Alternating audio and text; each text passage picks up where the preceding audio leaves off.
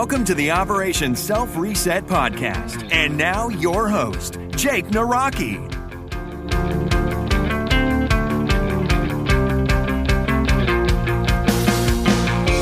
What is going on, Reset Nation? Welcome back to another episode of Operation Self Reset. Transforming your life to the new you. What do you think about that tagline? I don't know. I just made it up on the spot. As you may or may not know, I am searching for a new tagline. And if you feel you have a tagline that is perfect for this podcast, send it over to ask@osreset.com. It would be greatly appreciated. And I'll send you a little gift. I don't even know what that gift's going to be, but I'm going to send you something if you knock it out of the park for me. Help me help you, help you help me.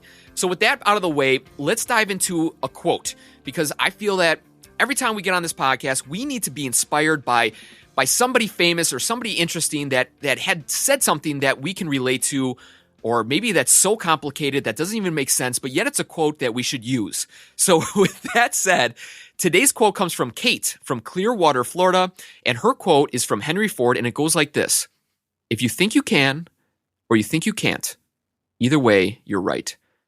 So true, so believable, because think of it like this. You can quote me on this. If you believe it, you achieve it. If you don't believe it, you ain't gonna see it. I just made that up like 4 minutes ago. I think it's really funny. If you're not laughing right now, that's fine. I'm just going to keep on doing my thing then. But either way, Henry Ford, the guy is brilliant. You know, he's done so much for this country, so much for the world with the assembly line. And he understands that if you believe in something, if you really think to yourself, I can, it just shows that you're able to acquire those things to you. I actually did a motivational minute called I Can. Check that out. It's within this podcast. Just check out motivational minutes. I think I've only done 6 of them so far, so it's probably the third one. It's called I Can. It's just talking about how you should say I can more than I can't. It's kind of like weighing the scales in the favor of I can. If you just say it 51% more of the time than the I can't, your life will dramatically change. And I truly believe that. And if you may or may not believe into this self-help stuff, give it a try. You know, you got nothing to lose, literally. The only thing you're doing is trying to enhance and really knock home these foundational ideas and principles to transform your life. You know, so that's what Operation Self Reset is all about. Today's episode is actually special in 2 ways. Number one, we have a great gentleman on today. His name is Tom from the Look and Sound of Leadership podcast. I got in contact with Tom through you guys. You actually connected us, and I appreciate you guys for referring Tom to this podcast. Great guy. He talks about his own personal reset. He started his career out acting, did very well for himself, and then things weren't going too well. He kind of faded out of the acting gig, went through his own little personal struggle and reset, and he came upon his new profession, his new thing that he's doing, which is private coaching for Fortune 500 CEOs. He also does keynotes and everything like that, and he relates a lot of his acting career to the way that he got into his new profession. And not only do we talk about his story, but we talk about leadership, you know, because number one, I feel that we are all leaders. Every decision that you personally make is because of you. You are leading yourself. You are leading yourself to succeed or to fail. And success doesn't mean financially to start create a business or you know, to have your own jet. And failure, I don't mean like, you know, totally everything around you is falling apart. You know, you get a divorce and your relationships are horrible and you totally, you know, start drinking and all that stuff. Wow, I totally went for the worst possible failure answer ever. But I'm trying to say is success and failure are 2 different lines, and success means a lot of different things, and failure is a lot of different things to a lot of people. And when it comes to leadership, you know, we're all leaders. You lead yourself first, and you need to lead yourself first before you can lead others. And, you know, like yourself, you may be a parent, you may run a company, or you just might be a very active member within your community. You are a leader. We're all leaders. So anytime you hear about leadership stuff, don't go, yeah, I already know about that. No, because there's so much to learn about being a good leader, because we are all leaders in our own way. So with that out of the way, that's number one. Number two, this is very special because I am talking today about my profession.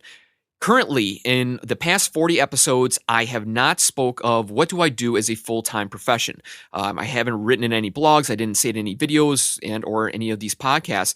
And the reasoning is because I never wanted to relate my profession to this project, Operation Self Reset. I really want to make it about you, the listener, and I want you to really engulf yourself into this project that I'm trying to build, and I actually talk about my profession in this interview today, and because it relates to leadership. Currently, what I do full time, and you may think that I podcast full time or this project. I don't. I wish I could, but I understand that I have a full time profession that I really enjoy. And I'm a lieutenant on the Milwaukee Fire Department. I've been doing that for the last 10 years. This past October, I got promoted to fire lieutenant. Before that, I was a driver. It's called a heavy equipment operator. And I would drive to fires and, emergencies and everything like that. And then I decided to take the promotional exam. So that's why I went into hiatus for a couple of months there, because I really wanted to dive deep into becoming the best lieutenant that I possibly can. And I achieved that. I was actually number one on my list, which is a huge honor. But I truly worked my butt off. And so I don't know why I decided, to say it now. It kind of slipped into conversation. So that's what I do full time, and that's my profession. And when it comes to leadership, I always want to learn more ways how I can become a better leader. Leadership and finding out about yourself, personal development is never ending. Truly, I could probably do this podcast forever and for many other generations, because you can always learn something. You always pick up another tidbit of information, something that will spark interest or make you go, really? So that's number two. So that's why this podcast is truly special, because now okay? Now it's out there and we can move on from there. So with that out of the way, here is the great interview with Tom from the Look and Sound of Leadership podcast, and we will catch you on the other side of this interview. Tom, thank you so much for coming on today. Great to be with you, Jake. Well, just like any other podcast, I want to know who you are. I know about you a little bit. I want you to kind of tell the listeners kind of your upbringing, where you came from, your story, and your progression of where you are today. Okay. I grew up outside of Chicago, on the North Shore of Chicago, in Winnetka, Illinois, so kind of close to you, Jake. And when I was about 10, I said to my parents, I want to be an actor when I grow up. And luckily, our school district was rich in the arts, and I got to do a lot of theater. And then I went to the Juilliard School in the drama division, training to be a classical actor when it was brand new, that we didn't have any graduates yet. Sure. And I graduated there. I had my equity card, and I worked as an actor for over 20 years. Before we go there, how did you want to become an actor? Where did that come from? You just... Well, I don't know. My one of my brothers, we were not an artist family, not at all. Okay. My parents didn't know any artists growing up. But my brother had picked up a movie camera, and he decided he wanted to be a filmmaker. And so I said, well, I want to be an actor. Perfect. Yeah, so I was acting in his movies, and he went to USC to film school, and I went to Juilliard to be an actor. Wow. Is he still filming today? No. Okay. No. Well, just like your career, it changes a little bit. So sorry, go on. Yeah, so I acted for 20 years here on the West Coast. I did a lot of theater, did a lot of television, and then I'm going to give you the short story. And then I did a self-reset and became an executive coach. Nice. And a corporate trainer. I tell that as one little sentence, but it was an enormous, difficult time in my life, giving up my dream that I'd had since I was 10 and doing something new that, I didn't know then that I was going to have a 20-year career as a coach. Sure. Why don't you take us through that moment? We're kind of talking off the mic a little bit about that event, and I know it's kind of lengthy or long, but can you kind of walk us through the emotions that we're going through, the turmoil, the things that were going right and wrong, and how did you get through that process? Wow. I guess where I really want to start the story is by saying that as an actor, you are the product. And I think all of us as actors have so much of ourselves in our career that when we get a job, it feels like an affirmation of us personally. And when we don't get a job, it feels like a rejection of us personally. So there's so much kind of identity at stake. So the fact that I had been saying for, since I was 10, I want to be an actor. And then I was successful for a long time, Jake. I bought a house here in Southern California. I put my kid in private school. I was making a living as an actor, Nice. and that's hard to do. Oh, yeah. A lot of people go out there with dreams and they don't succeed. But yeah, you're doing good for yourself. Yeah, I did. And, I never parked cars. I didn't wait tables. I mean, I really supported myself. And there were some lean years. I don't want to make it sound like it was all easy. But suddenly, when I was over 40, I started to work less. It was also a period in the business in the early 90s when the business was changing, cable was starting. And suddenly I was almost 20 years into my union and they were asking me to take less money. And I suddenly couldn't make a living. And listen, it happens to a lot of people. It's not that unusual. I certainly had looked. I mean, just really quickly, I'll tell you, I remember one day when I went to an audition to meet a casting director here in town, and sitting in the waiting room was like this 65-year-old guy in a suit that was kind of worn, and he had a script in his hand, and he looked so sad. And I thought, I do not ever want to grow up and be that guy who's waiting in some waiting room to read for 2 lines, for a 25-year-old casting director. Right. And suddenly here I was at, turning 40, having trouble supporting my family, not being able to do what I had always loved. And I was in grief. It was really sad and painful. Plus, I didn't know what else I could do. I didn't think I was qualified to do anything else. Right. So it was a hard time. What was your support like? Was your wife questioning kind of the same thing that you were going through? Was your family, there for you? I mean, kind of walk us through that angle. Yeah, I'm so glad you asked about that, Jake. I was married at the time, and my wife at the time was very empathic. And I have a lot of family here in Southern California, and they were empathic, but they had no solutions for me. And they clearly weren't going to step up and, replace my income. Right. So it really was up to me. The truth is that I had been entrepreneurial pretty much since I was 21 and graduated Juilliard. I had never had a job. I'd never been on a payroll. I'd always been a freelancer. And it was pretty clear I was going to do that again. I just didn't know how or where. But everybody was, supporting me in the sense of, we'll support you with whatever you decide to do. Good. Yeah. Good luck. Right. It's on you. Yeah. Yeah, it was definitely on me. And I will say this. I had always taught, and it's easy for me to see the pattern now, but it was not easy for me while I was in the middle of it. And I think that's also pretty typical of resets, is I couldn't see something that was in front of me. When I was young, when I was in high school, one of my jobs in high school, believe it or not, was teaching junior high school.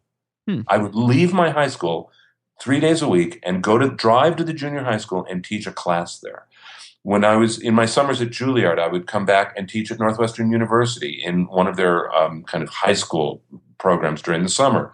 So I'd always taught, and I had imagined when I was leaving the business, show business, that I was going to teach at university. And I taught for 2 semesters at university, and frankly, I hated it. It was so not for me. And so now I was in even more grief and confusion, like, oh my gosh, that's my last shot. Even that didn't work. I am lost. Sure. Before we go on with that, it's kind of interesting to hear your progress, because a lot of people might be in the kind of the same situation. It was good for you to share that story. I thank you for opening up, because, you did well. You were very successful as an actor, and obviously you saw the sign. You saw that your time was coming to an end, and yet you said, okay, I need to figure out my new path. You did. You realized, okay, I did teaching, back in the day. I'm able to do that now. I feel comfortable in front of other students. I'm going to start doing kind of something that you were familiar with. So it wasn't like you picked up some new hobby or some new creative way to make income. You went back to what you knew, which was educating other people on the subject you were good at. But then you even realized that you hated that. You came to realize you hated it, which is kind of even, it's almost another slap in the face, because you're like, oh man, finally I thought I had this backup plan, but then that totally collapsed. So then what did you do after that? Well, I panicked. Sure. Yeah. I'm panicking for you, because it's like, because even for the people listening, you might relate that, when the first plan fails, you're like, okay, you might have a backup or you might not, but you always seem to have a backup plan. But what happens when that backup plan totally falls apart, Well, here was my thinking. I thought I was going to go into university and teach drama and Shakespeare and all the things that I'd been spending my life doing. Sure. When that didn't work, what I thought to myself was, well, there's no way I'm teaching high school. I knew that was not going to be a match for me. That just wasn't a choice. So I thought, well, there's nobody. I mean, college is the end, is what I thought. Mm-hmm. I didn't know there was a thing called corporate training. Mm. And I don't know who told me, Jake, but someone somewhere said to me, what about teaching adults? Not like adult school, but adults in the workplace. And again, since I'd never had a job and I'd never been an employee, I didn't know there was such a thing. Yeah. So that was a savior for me. That was really a change. I went, oh, well, that would be fun. I'd like to do that. And so I began to find people. Literally, we had a big Christmas card list, and I sent out, in those days, I don't think there was email yet, but I sent out something to all those people on our list saying, I'm thinking about going into corporate training. Do you know anyone I can talk to? And out of that mailing, I got 5 informational interviews. Wow. Good for you. Yeah. And those were transformative. Those 5 people pointed me in a direction. I heard some repeated themes. It was hugely helpful. People were terribly, terribly helpful to me and very gracious. And so I got a lot of help. Sure. I want to be honest with you for a second. If I was in your shoes and somebody said, well, corporate training, you should try that. And you hit it on the head. You didn't have any previous work experience. You never, had a, bi-weekly paycheck coming in. You weren't in that, business world. You must have had, when somebody said that to you, you must have at first had that initial fear strike. Did you at all? I mean, did you have that overwhelming, like, ooh, I don't know if I'm qualified for that? Or did you have that confidence that, yeah, I can handle that? Well, I didn't know. I think I had a little of both. Sure. So let me just tell you, one of the things that I loved as an actor was that I would be working when others were not. And I would be not working when others were. So I loved, for example, like driving at 1:30 in the afternoon to an audition. And I would be driving past these office buildings and I would look at them and I would imagine all the people inside in their little, ties and buttoned up. And I would think, hey, suckers, right. I'm out here, having the good life. Right. So when I heard corporate training, I thought, ooh, I don't want to be in those workplaces. I've been trying to avoid those workplaces all my life. So there was a part of me that thought this was going to be a horrible match. There was another part of me that's the kind of entrepreneurial actor part of me that thought, I can do that. I mean, sure, of course I can do that. So it was a real mix. It was a mix of feelings.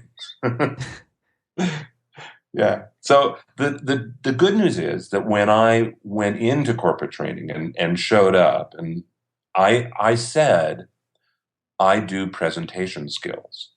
And I didn't want to talk about being an actor. I was afraid that would ruin my credibility. Yeah. But I knew that I could help people present more effectively. I had been, directing in theater for years and years and years and won awards. And I mean, I knew how to direct people. And I knew what charisma was. And I really knew that I could coach people towards it. I didn't know exactly how. I didn't have a program. I didn't know about adult learning. I didn't know about things like instructional design. There was tons I didn't know about. But I also figured I was good enough and I could fake it. Yeah. And that's partly the actor in me. That's also just partly how I'm wired. It's like, I can show up and I can get by. Right. Yeah. Fake it before you make it. That's so true. And like you said, you're wired that way. Like you like that. And also too, you're an actor. Like right, there's no better way to show that I am the authority by acting that you're the authority. So you already got that part down. So that's really cool. So did you go through any programs to get yourself understanding of who you would be talking to, how to, like you said, adult learning, any programs like that or training you went through, or did you just jump in? I just jumped in. Yes. That is awesome. I did. Yeah, that's cool though. Well, yeah. And I was observing as much as I could. And I was, Sure. learning by doing. Yeah. And I had some great mentors. But no, the truth is, Jake, no, I've had no formal training. I've been coaching now for 20 years. I just recently talked to one of the very first people I coached probably 18 years ago. When I met him and I was coaching him, he was the president of a division of a global financial institution. He was a pretty high, serious player. And we talked again recently, and I said to him, "Oh, Gene, when I think back about working with you, I'm kind of embarrassed." And he went, "Are you kidding?" He said, "You taught me two things when we were together that I have used ever since, and I've taught it to all my people." And I thought, wow, I had no idea I Sure. had that much value that long ago. So I guess it was good enough. What were those two things that he identified that he still uses? One was about being concise, because Gene struggles with being concise. Sure. And another is about answering questions, a kind of formula that I have for answering short, closed-ended questions and essay questions. And I taught it to him, and it worked he out. still remembers. Yeah. Perfect. So there you go. Yeah. So today you're doing that. You've been doing that for a while now.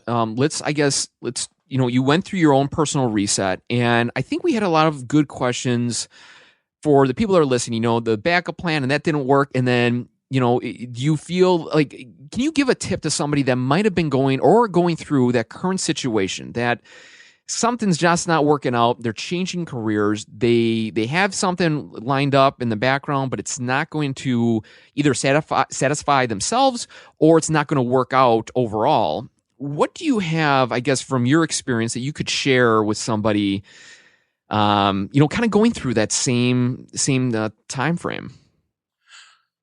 Well, I guess what I think of is that there are no wasted efforts.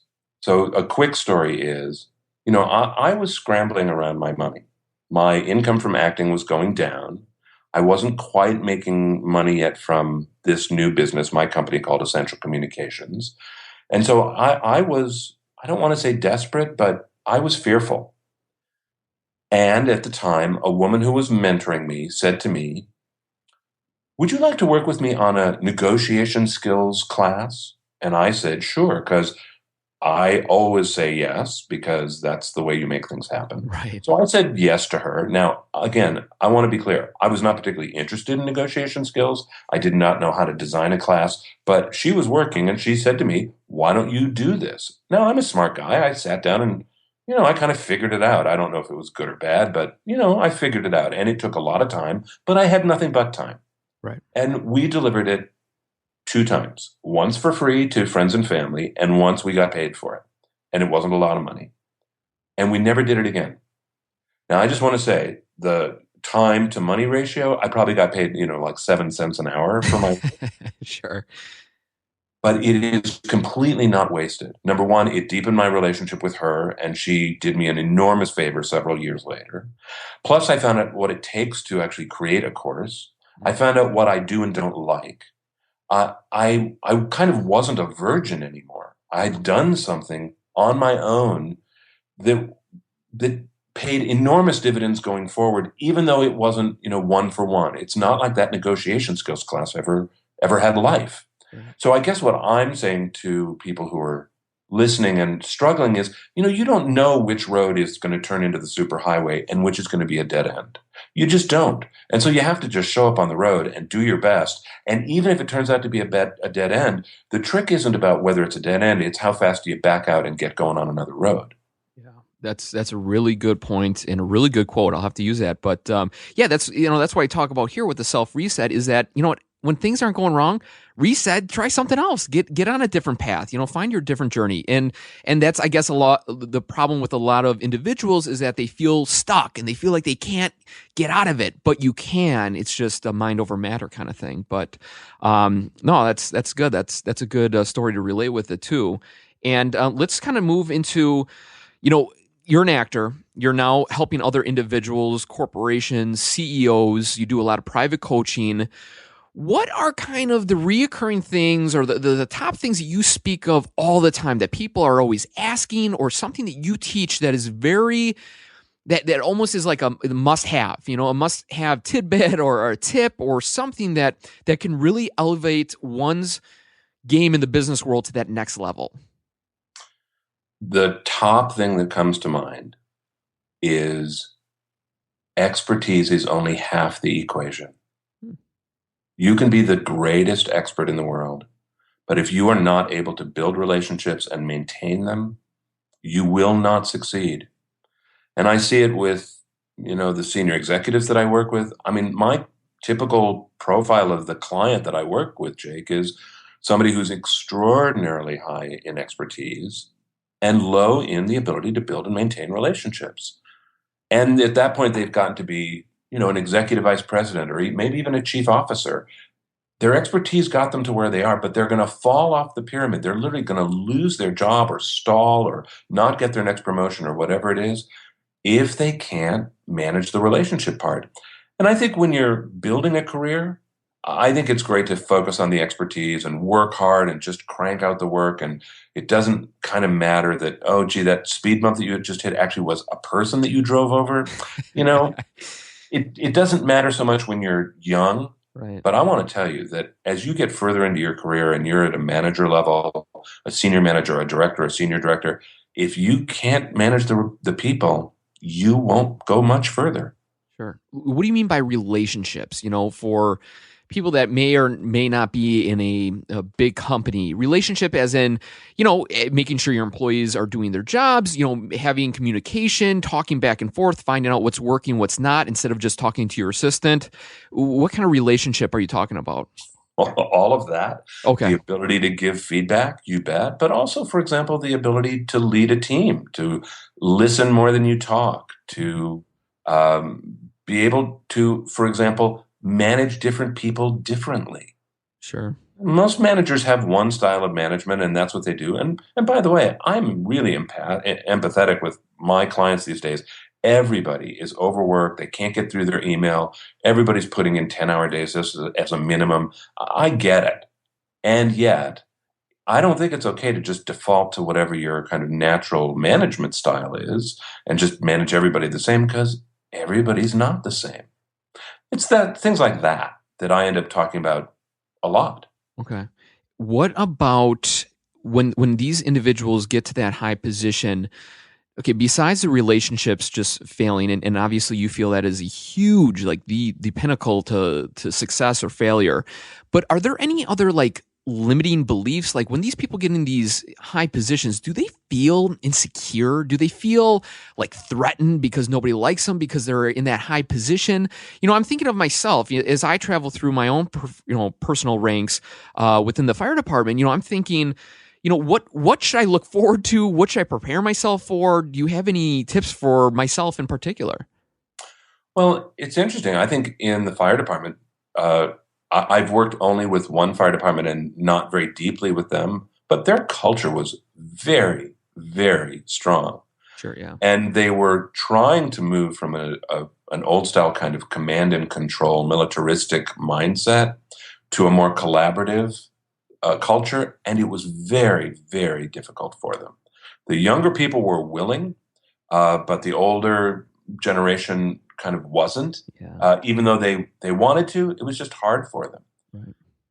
I'm going to go back to where you actually started your question, which was, are people, fearful and insecure? I actually find that at senior levels, it's quite the opposite. Okay. It's a little bit like celebrities who are used to getting what they want. Now, you have to understand, Jake, that I coach almost exclusively in Fortune 500 companies. So I'm coaching companies where, especially at the level I'm coaching, there are a lot of resources. There are assistants. There are all kinds of ways to make the executives comfortable. Sure. Everything from how they book their travel to you name it, all kinds of perks. Plus, by the way, they're usually in their meetings, and people look to them to decide, to whatever. So no, far from being insecure, I think often they are not mindful of how much power they have, that their words often are quoted after they're gone. The fact that they often talk at length without ever asking a question. I sit in some of these people's staff meetings, and they can talk for 40 minutes and never ask a question. I find that astonishing. And that's where I think it's self-limiting on a senior level is I think people forget to listen. Sure. And, I think that relates to everybody, asking questions. And kind of going back to that old school approach of, you talk, you listen, or I talk, you listen. do you feel that there's a shift though in the business world with listening to more people? Obviously, you're working with these people. You're trying to get them to understand the power of listening and asking questions and everything like that. But do you feel overall there's a shift with being more open, having other input from lower members of the company speak and give their input? I think it's pretty individualized. I'd be very cautious about Okay. painting it with any kind of single brush. Sure. On the other hand, I find that as people move up, they have worked hard.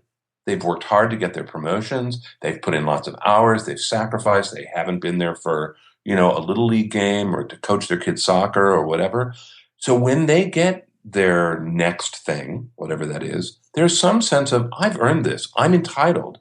And so now often, not all the time, but often, I don't know that engenders a kind of generosity towards the people around them. By the way, anywhere, it might be upwards, it might be their peers, or it might be down to their team. I find that most people are good at one of those. Some people are naturally good at managing up. Some people are not. Some people are naturally good at managing their teams, and their teams adore them, but they don't manage up well. So I think it's a very individual kind of finding out where your default setting is and what you do well, and then paying attention to develop the less developed part of you. Okay. Let's change gears a little bit to now leadership. Let's talk about leadership for almost everybody that's listening to this, from people that are just parents to people that are CEOs of big corporations. What are a couple of things that you can say or do you have learned or realized with the people that are in charge to become an effective leader, in any position? The number one thing that I took away so far is listening to others, asking questions, getting feedback, almost that communication style of finding what's working, what's not. I mean, I can see the benefits of that leadership style, but are there any others that you would like to add to that? In answer to your question, there are two things that come to my mind. One is, do what you say you'll do. Simple as that. Don't overpromise and underdeliver. Don't. Do what you say you will do. As a leader, people count on you. And I think when you promise something and don't deliver, you begin to overdraw your account. And it's part of that relationship piece that I talked about before. When you lose credibility, it's very hard to lead. So that's one thing. Do what you say you will do. The second thing is, it's about communicating at what I'm going to call the right altitude. So for example, I've got a chief technology officer at a Fortune 500 company that I've been working with for a long time. This guy is terrific. I love working with him. And one of the things that he is great at is talking differently when he's in front of the board of directors. And you can imagine that's a serious meeting where he can talk at a very high level about his work and how the technology is going to change the landscape for the next 5 to 10 years in this global business, versus when he's talking 2 or 3 levels down into his organization. That's this global organization, people with, in China and people in India who don't speak English as a first language, and he can talk to them too. And it's not just about the vocabulary. That's not what I mean. It's about being at the right altitude. The analogy I often use is like Google Maps.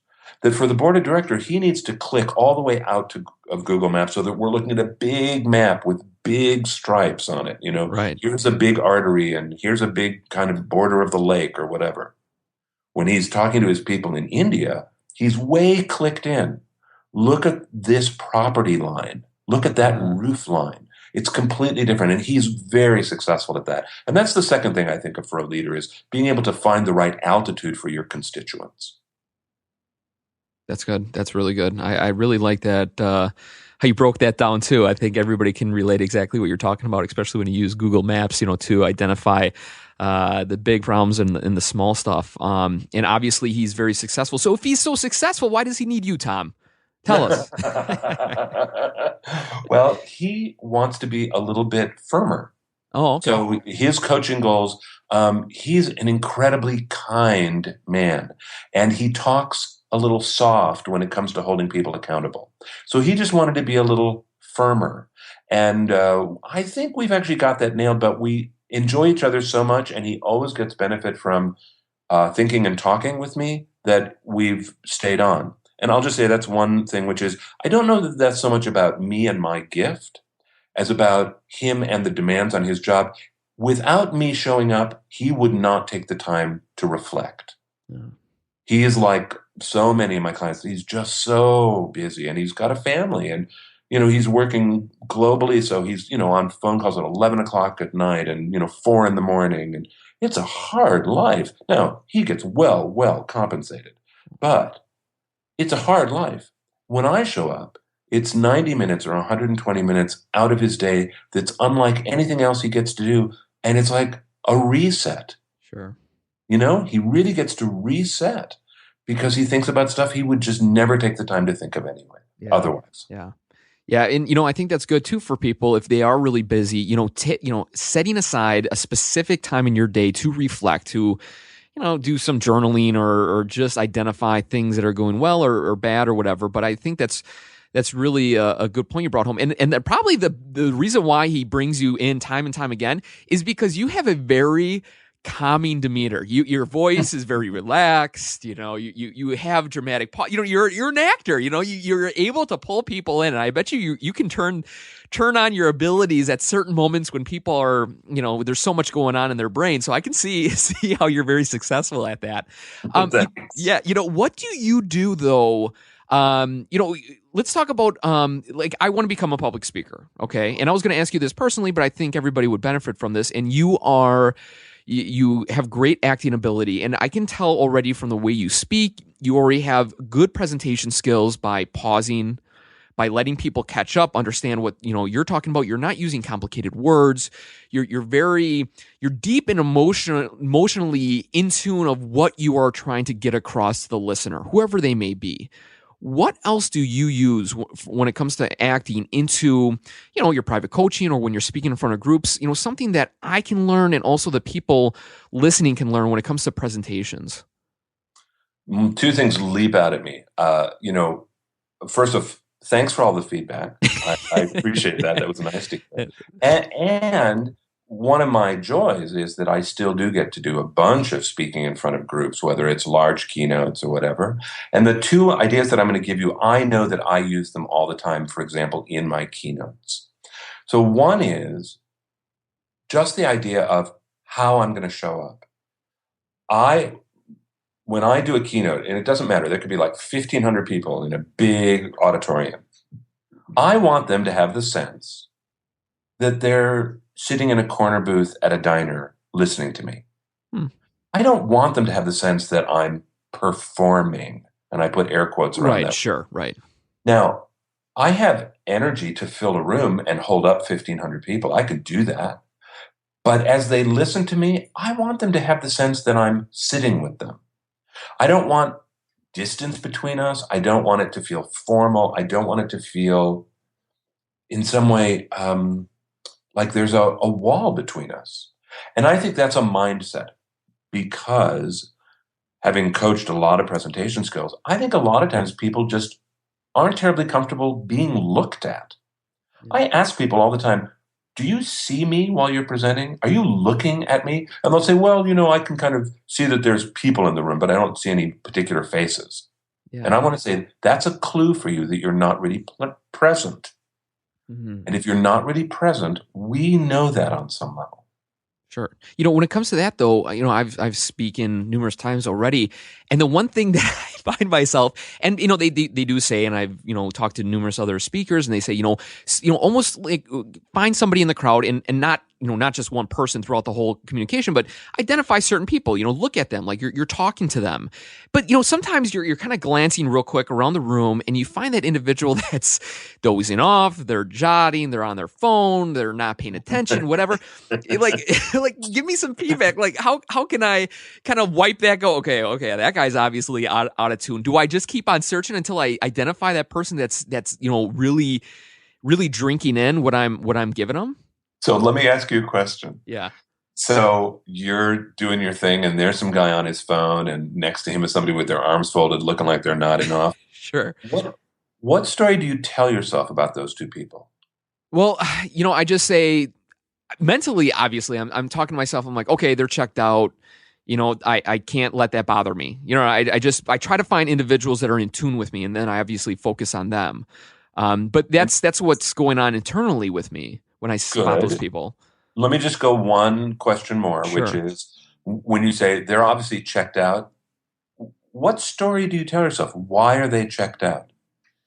You know what? I guess that's the good and bad of me, and I don't know what you're looking for in this answer, but I'm just going to say it that I don't really care. Like I don't feel insecure like, oh, they don't like how I perform or they don't like the information. Like I just kind of go, all right, they're checked out, not a problem, whatever. So Right. Great. But if you're there, which is not a problem, move on, then you're great. Then right. Everything's good. Yeah, true. What people often say is, they hate me. They don't like me. Right. I've lost them. I didn't capture them. They make it about themselves, which is just, look, it might be true. Maybe they don't, but you don't know that unless you're going to stop and engage them. You're going to make up a story. And my whole point is, why would you make up a story that would make you feel bad about yourself? Right. So that whole idea that you just talked about, I'm completely on board with your adaptation for it. The way you've adjusted, it's just not an issue. Right. Great. Yay. Right. So that is the first thing to me is like, how you show up in the room, what do you put forward? A lot of people, I just find that they are performing in a way that feels like they're not really talking to me and not really seeing me. That if somebody's hand went up, they wouldn't notice. That if somebody was sitting and cocked their head and had a question on their face, they wouldn't see it. That's not a good thing. Right. So that's number one. And the number two piece, which again, you may already do, I'm guessing that you do, Jake, but I don't know. The second piece is tell stories. Yeah. Tell stories. I have a 90-minute keynote that's called The Look and Sound of Leadership. And it is nothing but a story followed by a tool. A story followed by a tool. A story, and so on. That's all it is. And people years later come to me and say, I remember that story that you told, blah, blah, blah. Now, they don't really remember the tool, but they remember the story. Sure. They just do. It's powerful. Yeah. And that's a really good point. I love Zig Ziglar and people that listen to this podcast. I talk about him all the time. I think he's amazing. And the one thing that he does, and it still makes me laugh, he tells stories after stories because people like stories. We are a story society. And you hit it on the head when you say story and tool. And it made me smile because, that is, would you say that's the secret sauce to a great presentation? It is definitely one of them. Sure. Absolutely. Yeah. Absolutely. Yeah.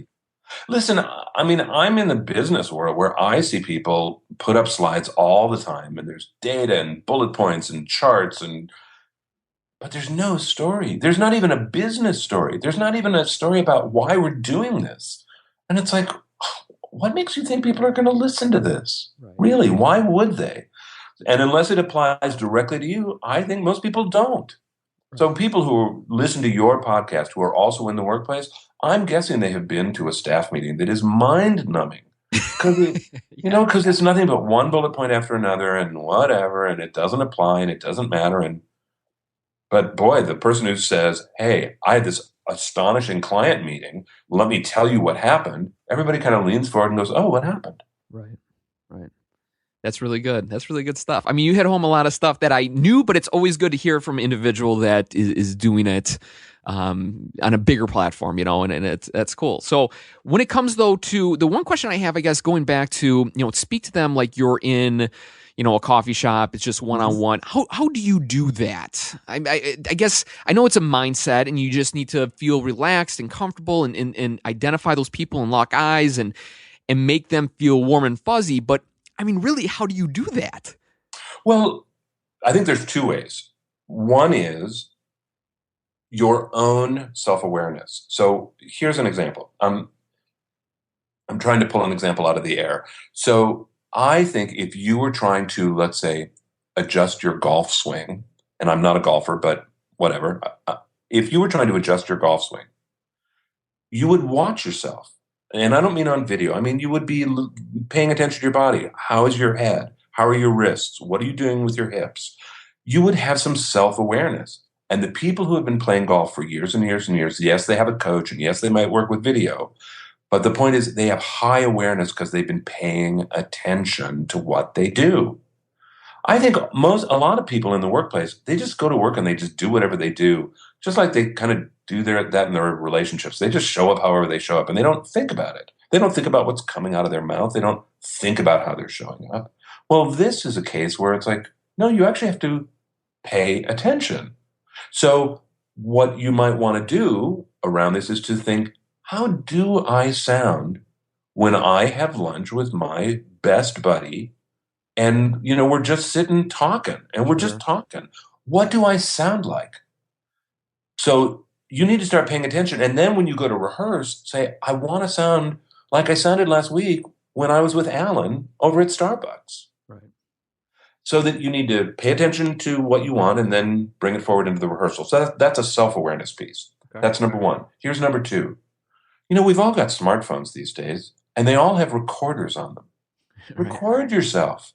Listen to it. And then you have to get over listening to yourself, right? I mean, you have to just get over that. But by the way, when you're out with your buddy at Starbucks, record that. Sure. And then match it up. The point is to avoid a feedback tool like a recorder because it's uncomfortable, then I just think you're limiting yourself. It would be like saying, oh, well, I don't want the lights on when I present because, it makes me uncomfortable. It's like, give me a break. So these incredibly helpful, powerful tools are there for you. Use them. Feedback is just feedback. Sure. And I value everything you said, and I'm taking this more in maybe than the people listening, but everybody is going to present or have presented in the past or in the future. And I think a lot of things you said can really help those individuals either get ready a little better, perform a tad better, maybe get over those fears of people, not paying attention or whatever, So as much as I enjoyed it, I'm thinking a lot of people also enjoyed this conversation. I appreciate you sharing that stuff with myself, obviously, because like I said, I want to get better, and the only way to get better is learn new tricks of the trade per se.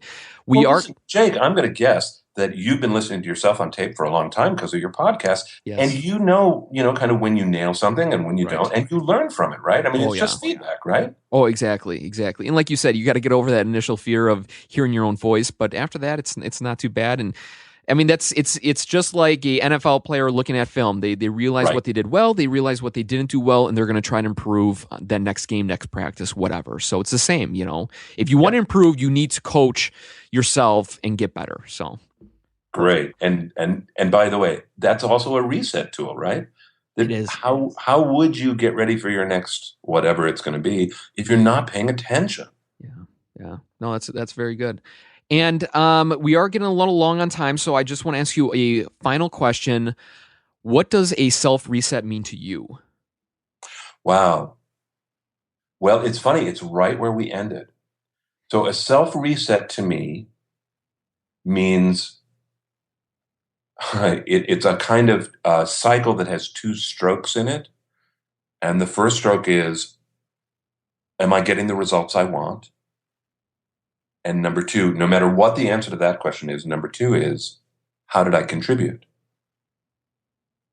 So am I getting the results I wanted this week let's say I had a job interview, or let's say I was, doing informational interviews, or whatever the task is that I had this week. Did I get the result I wanted? And I can look as granular as I want.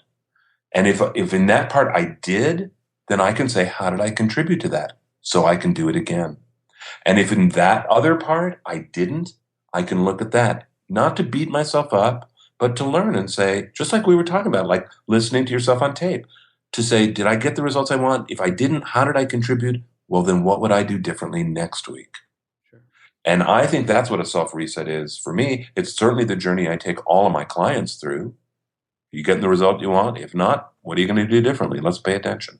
Perfect. That is a good way to end a conversation. Tom, honestly, great story.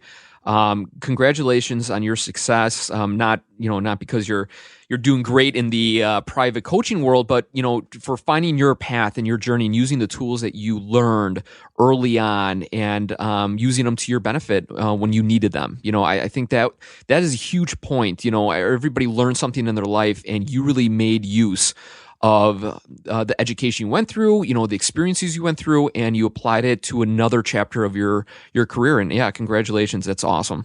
Well, thanks. And I just want to say to you, it was great following your journey around your test and your success and the discipline that you exerted.